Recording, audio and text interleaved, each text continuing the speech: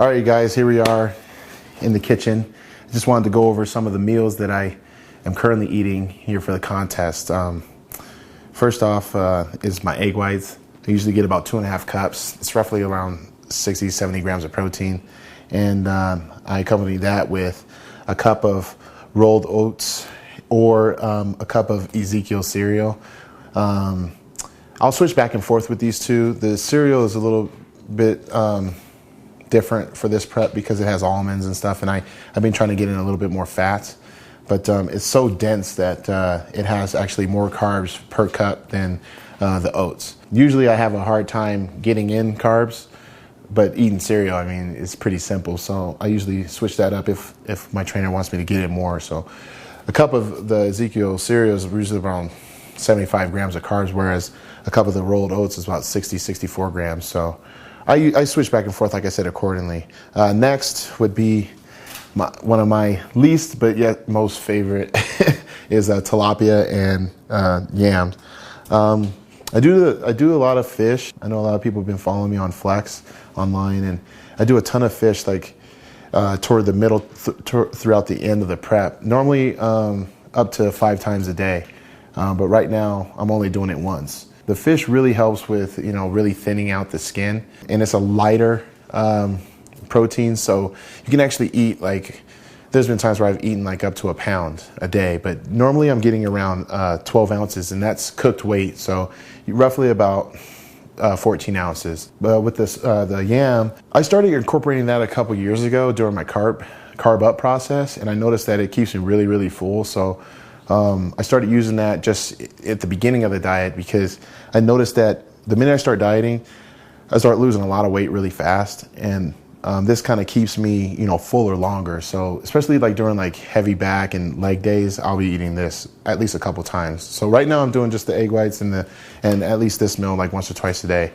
All right, going on, we have steak and rice. I'm getting in, this is just 12 ounces of cooked steak with 2 cups of white rice. I'm doing white rice right now because Honey lets me, but also it allows me to stay fuller. Just like the sweet potato. Sometimes I'll actually take half of the sweet potato and half of the rice and combine them, and that just gives me a little bit of different texture and whatnot. So the steak is really good for, upping my creatine and natural growth hormones and stuff like that, but inducing more testosterone production.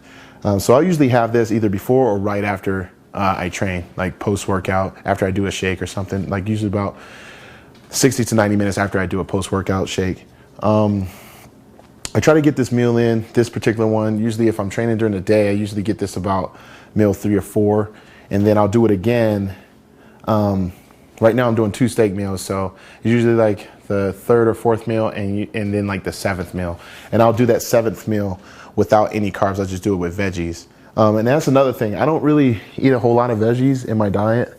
I probably should, but I usually don't do it a lot until I start really reducing the carbs. That's just something I've always done. But if I do have any carbs, it's usually just broccoli and red peppers. Next would be all white meat chicken, again with white rice.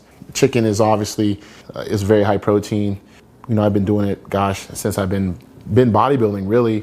And obviously Redbird Farms, my sponsor, they've been so kind enough to give me an abundance of, chicken every week, usually roughly about 20 pounds. So getting in 12 ounces per meal isn't tough, so it's easy on the wallet as well. But I know a lot of people are probably wondering why don't I incorporate brown rice. Well, right now with this part of my prep, I don't really incorporate the brown rice usually until toward the end, because it'll slow everything down and whatnot. But I like using white rice. I've just noticed that for my physique, I can metabolize it really quick, which is a blessing because sometimes brown rice gets a little boring. But I'll change it up here and there.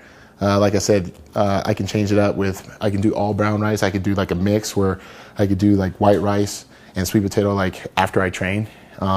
Just good insulin spike and all that stuff. But I play around with all these different meals throughout the prep normally. I might every now and again put in a real extra lean turkey breast, ground turkey. But that's very rare because I don't really like it that much. I might throw a little bit of it, maybe 4 ounces with my egg whites just to up my protein a little bit if I'm reducing the carbs. And really the only other thing that I eat would be like I might spice things up a little bit, throw some avocado in with my fish, and do like all natural almond butter in between some of these meals, usually about 2 or 3 times a day, or just a handful of almonds 2 or 3 times a day. I actually weigh every meal, and you know, that's really important because as a pro bodybuilder, you definitely are, you know, using a portion control system. And with that said, I use my food scale over there, and I weigh everything from carbs to proteins, fats, everything. I mean, I could weigh even soup on that thing. All I need to do is just type in a code and it does it for me. But even if I lose the code, I can easily just know that I need 12 ounces of cooked weight of pretty much all my proteins. So I just cook all my meals, and then I'll just portion them out that way. The good thing about the chicken is that it's already pre-weighed, you know, it's already trimmed and weighed out for me by Redbird Farms, so I don't have a problem with that. It's just like the steak, you know, usually you can go to your, like for me, I usually go to like Whole Foods or a butcher, and I'll ask for them to cut them accordingly, but sometimes it doesn't come out right. So I just cook usually like 2 or 3 steaks at a time, and then I'll just spruce it up, because there's times where I may reduce the protein because I'm increasing the carbs, or vice versa because of how I'm looking during the prep. So that's really helpful as to be able to give me a gauge as to what's going on. And it also helps my trainer, Holly Rambod, out when he'll ask, so how many grams of carbs, how many grams of protein, you know, are you weighing your food correctly? Well, I'll tell him, and then he'll make the changes accordingly. So every bodybuilder, or anyone really that's trying to really get gains inside and outside the gym, should have a food scale. I don't care if you are trying to be a pro bodybuilder or not. Every person that wants to eat healthy should have a food scale, no matter what. And also, for more details about all the meals that you've just seen and the meals that I usually have during the prep, you can look into the diet log in the DVD.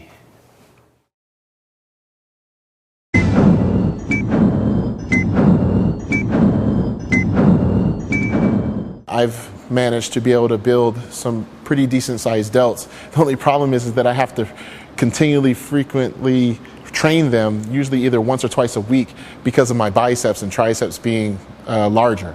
So right now, I'm really trying to prioritize my shoulders a lot.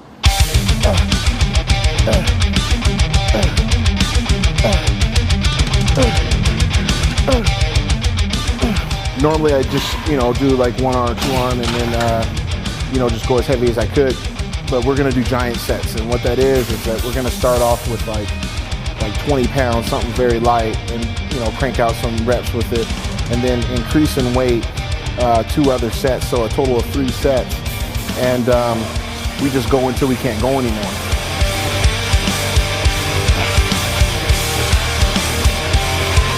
When I perform this exercise, I normally like to, you know, really work on my form, whereas other ones, you know, you're just focusing on just glute strength and mass. Since I'm not naturally the biggest guy on stage, I have to get my body to create the best illusion possible. So if I can increase more width to the deltoids, it just makes me look a little bit more cartoonish.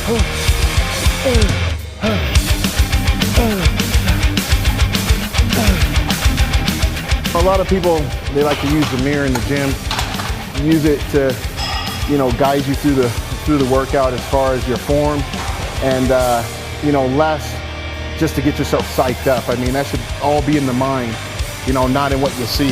We followed that with some hammer strength, you know, presses, but instead of lying back on the machine, I actually faced forward.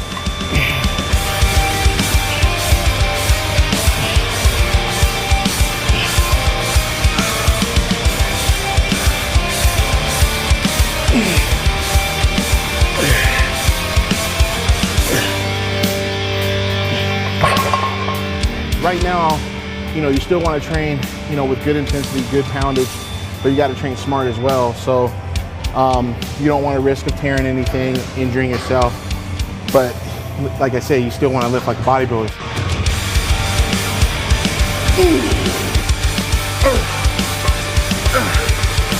This is a little bit unorthodox to a lot of beginner trainers. You see more intermediate and advanced bodybuilders do this. No particular reason other than just to change things up.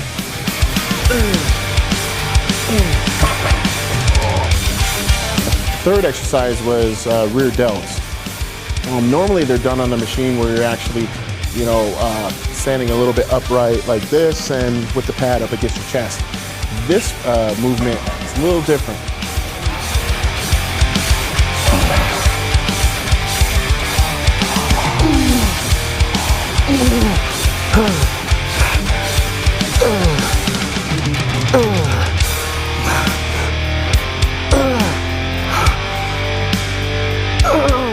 This exercise is definitely going to help me when I get on the Olympia stage and the judges call out back double bicep. Because we're going to hit that shot and you want to see, the bicep, of course, but you also want to see what's hanging, underneath, and that's that rear delt. This exercise, I think, is awesome because your triceps aren't involved. You really can focus on the rear delts, which, hey, anything that I can get me ahead of the competition, the better. So, I like to do this exercise pretty much every shoulder workout. Lastly, for shoulders, we did a machine press, supersetted with side laterals. I like to finish off with this particular exercise because by this time my muscles are already spent, but I know that I have a little bit left in me, so I'm just trying to get as much volume in the muscles as possible.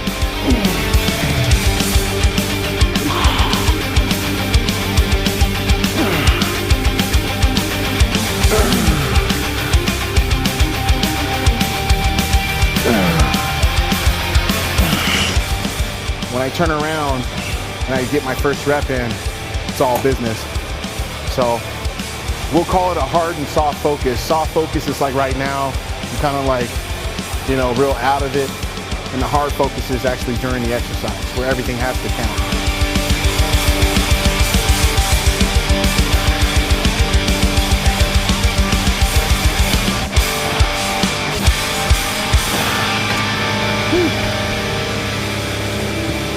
So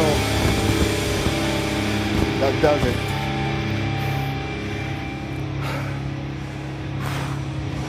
Four more weeks, baby. And another workout accomplished. Now I get to go home and no more carbs for the rest of the day. So pretty much just gonna be dying, eating nothing but fish, freaking tilapia, broccoli, spinach, handful of almonds here and there, and yeah, my life sucks right now. But I'll tell you what, it ain't gonna suck in 4 weeks when I'm stepping on the Olympia stage.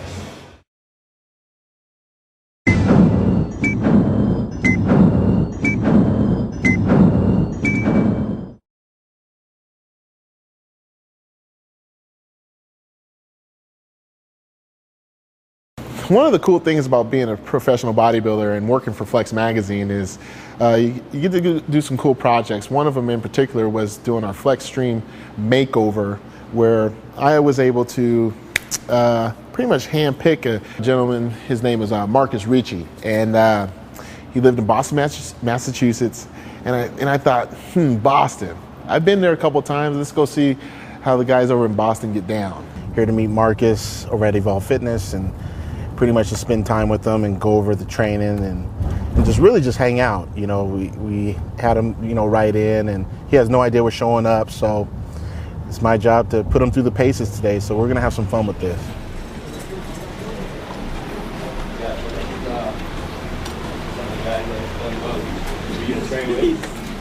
Are you kidding me? Are you Marcus? Holy shit. Get out of here. Yeah, dude. Oh my god. What's up, bro? What's up, man? How you doing? Holy cow. Oh my god. Yeah, you're put on blast right now, man.